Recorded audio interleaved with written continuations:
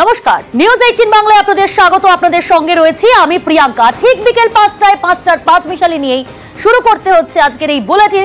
শুরুতেই নজর রাখবো, আপনাদের মনে থাকবে গত 11 জুন ডোমজুড়ে সোনার দোকানে ডাকাতির ঘটনা ঘটে, আর সেই ডাকাতির ঘটনায় জালে এবার বিহারের চাচি অর্থাৎ এক মহিলা। তাকে ইতিমধ্যে ট্রানজিট রিমান্ডে নিয়ে আসা হয়েছে হাওড়ায়।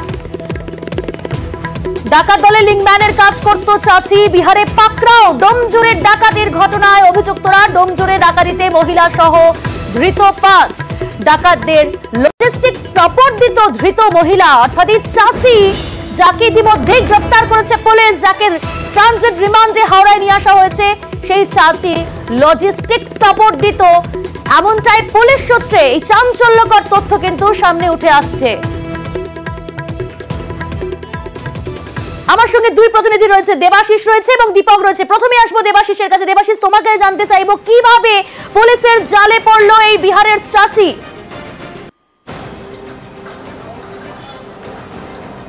দেখো, কয়েকদিন এই 11 তারিখ অর্থাৎ 11 জুন ডোমজুড়ে ডাকাতির ঘটনার পরেই পুলিশ কিন্তু বুঝতে পেরে গেছিল যে গোটা ঘটনাটা ঘটিয়েছে ভিন রাজ্যের বাসিন্দারাই, এবং পুলিশ তারপর বেশ কিছু সিসিটিভি, কোন কোন ট্রেনে উঠে তারা পালিয়েছে, সব কিছু তথ্য নিয়ে তারা কিন্তু বিহারে যায় এবং সেখানে প্রথম এক ব্যক্তিকে গ্রেপ্তার করে, যার বিরুদ্ধে অভিযোগ সে এই যে চুরি যাওয়া সোনা, প্রায় 1.5 কেজি অর্থাৎ প্রায় 1 কোটি টাকার উপর সোনা, সেই সোনা তিনি 10 লক্ষ টাকা দিয়ে কিনেছিলেন বিহারে। তাকে গ্রেপ্তার করে জিজ্ঞাসাবাদ করে পুলিশ জানতে পারে এই মনীষ থেকে বিকাশ এই চাচির নাম। তারপরেই পুলিশ অর্থাৎ তখন তদন্ত শুরু করে জানতে পারে অলরেডি এখান থেকে ডাকাতি করে যাওয়ার পর তারা যখন বিহারে আস্তানা গেড়েছিল, তখনই বিহার এসটিএফ অন্য একটি মামলায় এদেরকে গ্রেপ্তার করেছিল। মনীষ থেকে বিকাশ সবাইকে গ্রেপ্তার করেছিল, ফলে তারা ছিল বিহার জেলে। তাদের সঙ্গে কথাবার্তা বলে জিজ্ঞাসাবাদ করে বিহার জেলে এই এসটিএফ এর সাহায্য নিয়ে পরবর্তীকালে নাম আসে আশা দেবী ওরফে চাচি। যেই চাচি ছিল এই দুষ্কৃতী দল, ভুল করছি এই না, বিহারের বেশিরভাগ দুষ্কৃতী দলের লজিস্টিক সাপোর্টার। এমনকি আসানসোলের যে ডাকাতি, তাদের সঙ্গে লজিস্টিক সাহায্য করা, সেটাও কিন্তু যোগ থাকতে পারে বলে মনে করা হচ্ছে। ফলে এই চাচি যে শুধুমাত্র এই 4-5 জনকে ডোমজুড় ডাকাতি খেতে নয়, এর আগে একাধিক মামলায় চাচি কিন্তু অভিযুক্ত। বিহারেও একাধিক মামলা রয়েছে চাচির বিরুদ্ধে। ফলে চাচি এই আসানসোল, হাওড়ার অঙ্কুরহাটি, এই বিভিন্ন জায়গায় ঘর বুক করে থাকতো, মানে রাখতো এই দুষ্কৃতীদের। পরবর্তীকালে যে বাইক ব্যবহৃত হয়েছে, সেই বাইক কেনার ক্ষেত্রেও এই চাচির কিন্তু যোগ রয়েছে, যেটা পুলিশ কমিশনার আজকে জানিয়েছে। ঠিক তার পাশাপাশি ছিনতাই ডাকাতির পর ক্রাইম করে তারা যখন নিজেদের রাজ্যে বিহারে ফিরছে, তাদেরকে সেখানে লোকানোর ব্যবস্থা সেটাও করতো চাচি। ফলে এই চাচি নানা কার্যকলাপের সঙ্গে যুক্ত এবং এই কুখ্যাত দুষ্কৃতী ডাকাত দলকে লজিস্টিক সাপোর্ট দিত। শুধুমাত্র একটি মাত্র ঘটনা নয়, একাধিক ঘটনায় অভিযুক্ত বিহারের এই চাচি। ইতিমধ্যেই তাকে ট্রানজিট রিমান্ডে হাওড়ায় নিয়ে আসা হচ্ছে বিহার থেকে। आसनसोल में रिलेशन था, वहाँ आए थे। नहीं, कहाँ ही नहीं।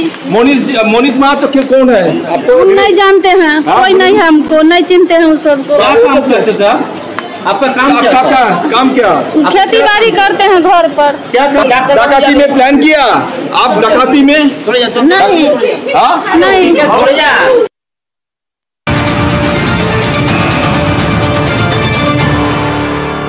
আর বিহারের এই চাচি আসানসোলে ঘাঁটি গেড়েই ডাকাতির ছক্কস্ত। ডোমজুড়ে ডাকাতিতে ধৃত মহিলার আসানসোল যোগ পাওয়া গেছে। 3 মাস ধরে আসানসোলে ভাড়া বাড়িতে থাকতেও মহিলার সঙ্গে আরো কয়েকজন ভাড়া বাড়িতে থাকতো বলে এখনো পর্যন্ত জানা যাচ্ছে। তবে এই বিষয়ে আপনাদের জানাবো আরো বিস্তারিত। আমাদের সঙ্গে রয়েছে আসানসোল থেকে আমাদের প্রতিনিধি দীপক।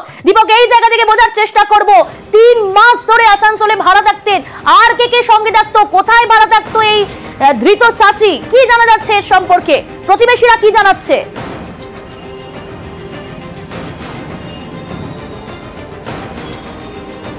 দেখো, আসানসোল দুর্গাপুর পুলিশ সূত্রে আমরা জানতে পারছি কি আসানসোলের মহিশিলা 3 নম্বর কলোনির চাষি পাড়াতে একটি বাড়িতে ভাড়া থাকতেন গত 3 মাস ধরে এই চাচি, যার নাম আশা দেবী।